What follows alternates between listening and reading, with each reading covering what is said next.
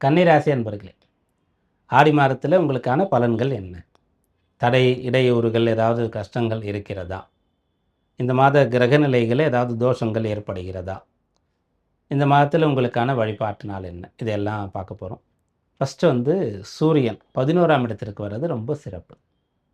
இதை நம்ம சிறப்பு, நல்ல பலன்கள் அப்படின்னு சொன்னால், அப்படி சொல்கிறதுக்கு பின்னாடி நிறைய ரீசன் இருக்கும்.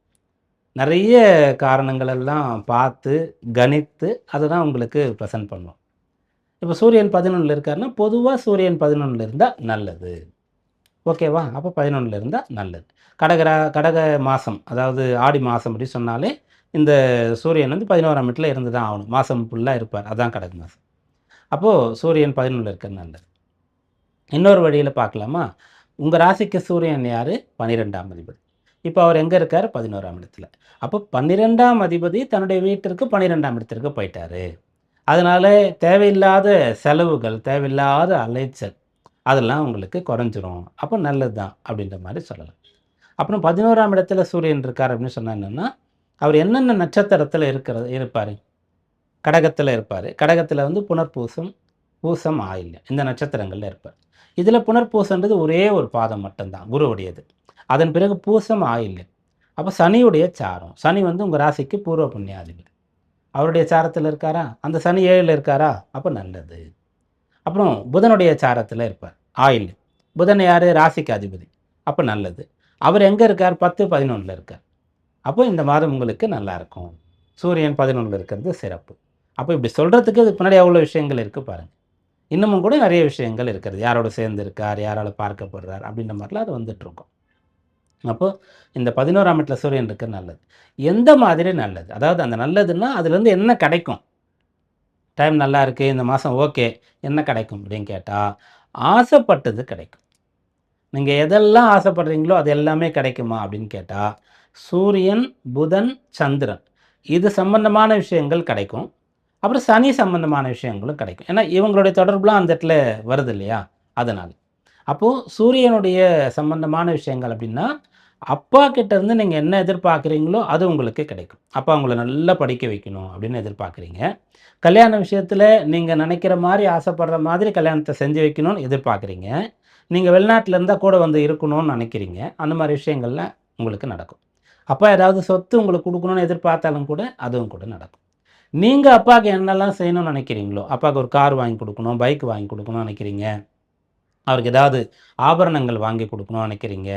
அவருக்கு பயன்படுத்தக்கூடிய பொருட்கள் ஏதாவது வாங்கி கொடுக்கணும். நல்ல ஒரு ரெக்லைனர், நல்லா கம்ஃபர்ட்டாக உட்காந்து, நல்லா சாஞ்சு, அப்படி ரிலாக்ஸ் பண்ணிக்கிற மாரி, அப்படி பண்ணிவிட்டு பேப்பர் படிக்கிற மாரி, டிவி பார்க்குற மாரி, அப்பா அது மாரி செய்யணும்னு நீங்கள் நினைக்கிறீங்க. வாங்கி கொடுக்கணும்னா, இப்போ உங்களால் முடியும். நீங்க நேரா அவர கூட்டு போய் வாங்கி குடுக்கலாம். இல்ல சர்ப்ரைஸ் பண்ணலாம் ஆர்டர் போட்டு வீட்டுக்கு வர மாதிரி. அது மாரி அப்பாவுக்கு நீங்க என்ன செய்யணும்னு நினைக்கிறீங்களோ, அதெல்லாம் சாத்தியம். இந்த விஷயத்த நம்ம எப்படி சொல்றோம்னா, சூரியன் பித்ருகாரகன். அவர் 11ஆம் இடத்துல இருக்கார். ராசியாதிபதியும் அந்த சூரியனும் தொடர்பு கொள்றாங்க. அப்ப ராசியாதிபதினா நீங்க, சூரியன்னா அப்பா. 2 பேருக்குள்ள தொடர்பு. அது நல்லா இருந்தா நல்ல விஷயங்கள் நடக்கும். அதே தொடர்பு 8ல இருக்கு, 6ல இருக்குன்னா அப்பாவோடைய சண்டை வரும். கருத்து வேறுபாடு வரும். இப்போ நல்ல இடத்துல இருக்குது. அதனால உங்களுக்கு நல்லது. அப்புறம் காலபுருஷ தத்துவத்தின் பித்ருஸ்தான அதிபதி யாருன்னு கேட்டிங்கன்னா, குரு. அவர் 11ல உச்சம் பெற்று அவரோட சூரியன் சேர்ந்திருக்கார். அதனால அப்பாவுக்கும் உங்களுக்கும் தான் இப்போ இந்த மாதத்தில டீலே. 2 பேருக்குமே பரஸ்பரம் நன்றாக இருக்கும். ஏற்கனவே ஏதோ நம்ம சொன்ன மாரி சாதகமற்ற இடங்கள்ல இருந்து, ஏதோ பாதகமான தசை நடந்து, உங்களுக்கும் அப்பாவுக்கும் ஏதோ கருத்து வேறுபாடு, மிஸ் அண்டர்ஸ்டாண்டிங் இருந்தா சரி பண்ணலாம். அப்பாவுக்கு ஏதாவது உடம்பு சரியில்லாம போயிருந்தா சரி பண்ணலாம். இது ஒரு பக்கம். இதே விஷயத்த அப்படியே வேற ஒரு கண்ணோட்டத்தில பார்த்தா, அரசு சார்ந்த விஷயங்கள். கவர்மெண்ட் சம்பந்தமா உங்களுக்கு ஏதோ ஒரு இது வந்திருக்கு.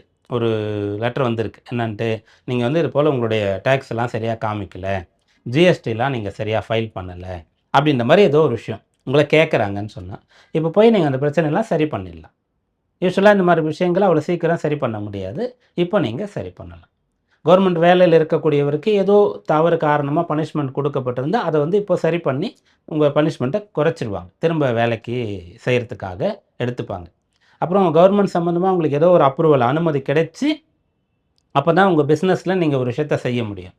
இல்ல ஒரு பாஸ்போர்ட்டுக்கு அப்ளை பண்றீங்க. அப்போ வெரிஃபிகேஷன்லாம் வரணும். அப்போ அது கவர்மெண்ட் சம்மந்தமான ஒன்று தான் இல்லையா? இதெல்லாம் நடக்கிறதுக்கான அம்சம் இருக்கிறது, அப்படின்ற மாரி சொல்லலாம். பிஸ்னஸ் சம்பந்தமா மிகப்பெரிய ஒரு போட்டியாளர் உங்களுக்கு. அதாவது அவரெல்லாம் நீங்க எதிர்க்கவே முடியாது.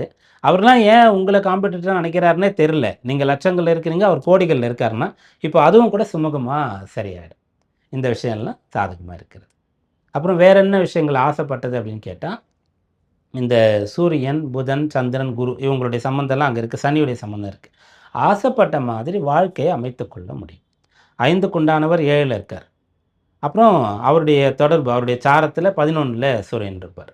குருவும் சேர்ந்திருப்பார். சந்திரன் வீடு ராசியாதிபதி அங்க வந்துறார். அப்ப திருமண விஷயங்கள்ல ஆசைப்பட்ட மாதிரி வாழ்க்கையை அமைத்துக் கொள்வதற்கு, நீங்க வந்து எல்லார்ட்டயும் பேசி கன்வின்ஸ் பண்ணி, அந்த லவ் பண்றீங்கன்னு சொன்னா, அத வந்து திருமணமாக கொண்டு போய் உங்களால செய்து கொள்ள முடியும். இதெல்லாம் இந்த மாதத்துல உங்களுக்கு அனுகூலமா இருக்கு. ராசியாதிபதி புதன் 10, 11ல இருக்கிறது ரொம்ப சிறப்பு. செவ்வாய் வந்து 9, 10ல இருக்கார். 9 விட 10க்கு வரார் இல்லையா செவ்வாய், அது வந்து நல்லாருக்கும். உங்க வேலையில நீங்க வந்து உங்களுடைய முழு திறமையையும் வெளிப்படுத்த முடியும். எவ்வளோ இடையூறுகள் இருந்தாலும் எல்லாவற்றையும் சரி பண்ண முடியும். இதெல்லாம் சாதகமான பலன். நெறைய பேருக்கு நான் கவனமா இருக்க வேண்டிய விஷயம் வந்து சுக்கிரன வச்சு தான் சொல்லியிருக்கேன்னு நெனைக்கிறேன். ஏன்னா, அந்த சுக்கிரன் தான் இந்த மாதத்தில கேதுவோட சேர்ந்தும், அப்புறம் நீச்சம் பெறக்கூடிய ஒரு நிலையில இருக்கார். உங்களுடைய ராசிக்கு பார்க்கும்போது, இந்த சுக்கிரன் ராசியிலேயே வந்து நீச்சம் அடையக்கூடிய ஒருத்தரா இருக்கார்.